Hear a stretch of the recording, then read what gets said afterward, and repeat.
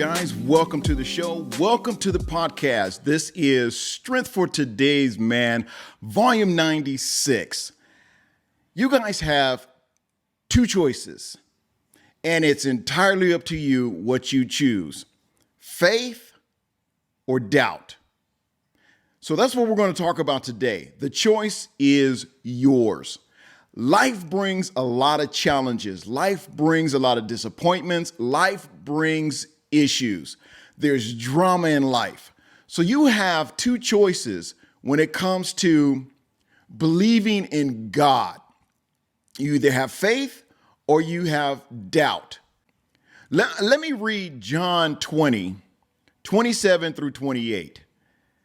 He said to Thomas, "Put your finger here and look at my hands. Put your hands into the wound in my side. Don't be faithless any longer. Believe, my Lord and my God," Thomas exclaimed. This is an interesting story because we all know the story of Thomas.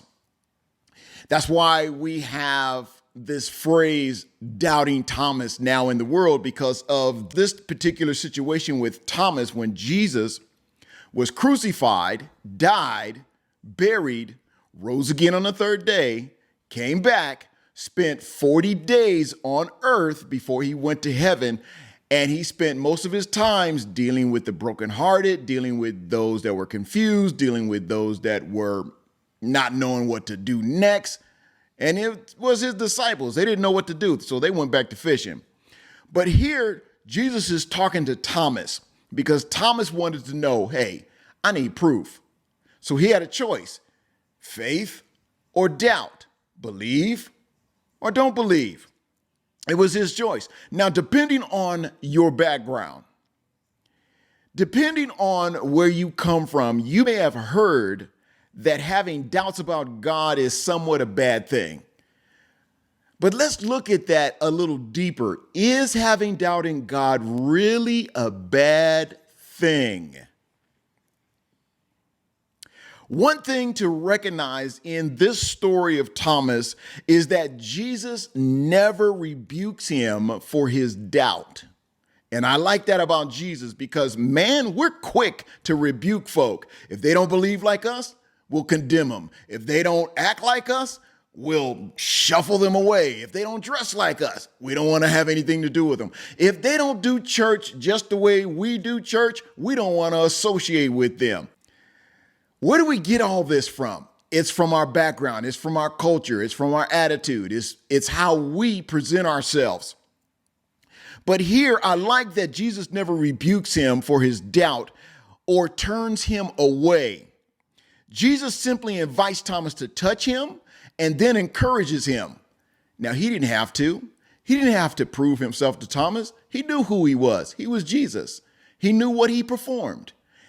He conquered death, so he had nothing to prove. However, he encouraged Thomas. Jesus simply invites Thomas to touch him. All right, Thomas, here you go. Touch my hands.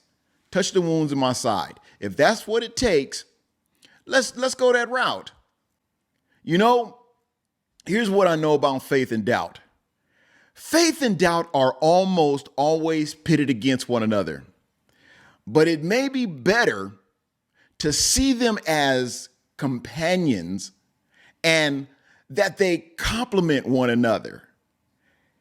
Let's think about it in that retrospect.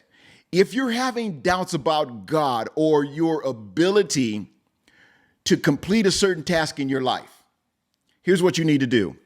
Invite faith into the mental conversation as well.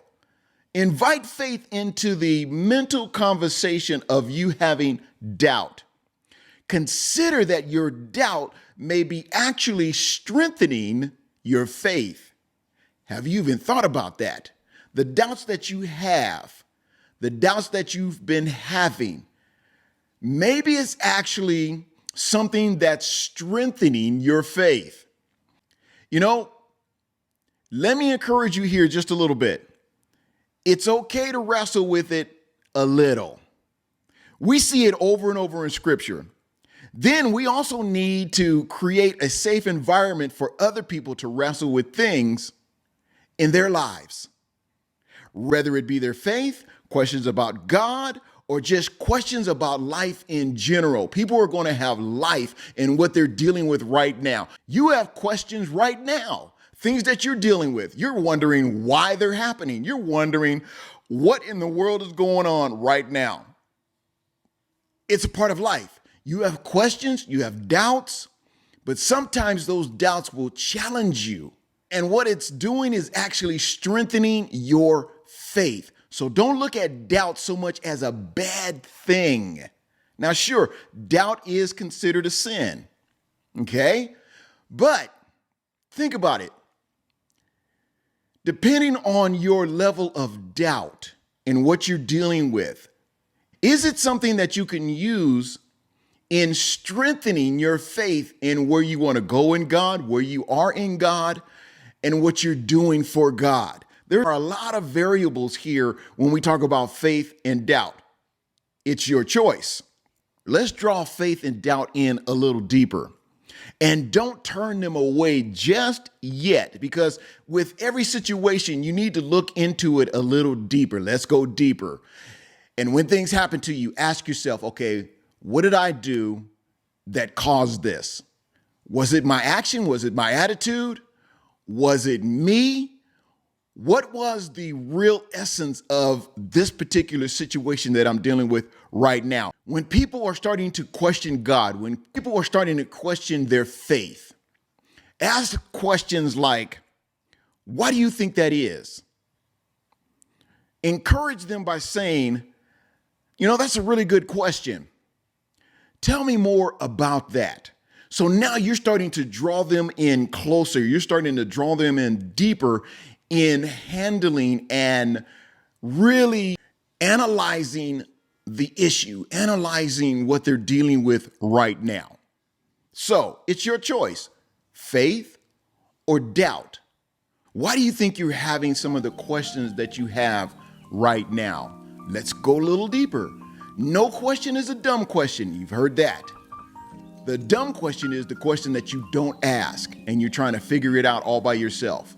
I said yesterday, you weren't meant to do this life alone. So with that being said, the questions that you have, the doubts that you have, let's talk about it. Let's go deeper into the problem, the issues, the drama that you're having. Let's go deeper. Let's probe a little bit to find out what the reason is that you're having these questions and the reason that you're having these issues. Let me close with this. God, I believe, but help my unbelief. Thank you for not shaming me when I have doubts. God will never shame you. Man will.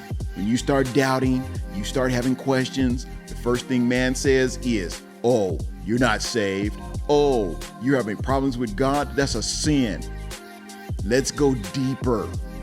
It's your choice. Faith or doubt. This is Strength for Today's Man, Volume 96. Subscribe to the channel, like the channel, share the channel with someone else. Don't keep it to yourself. Share the wealth. I look forward to seeing you guys tomorrow on the next podcast. You guys be blessed.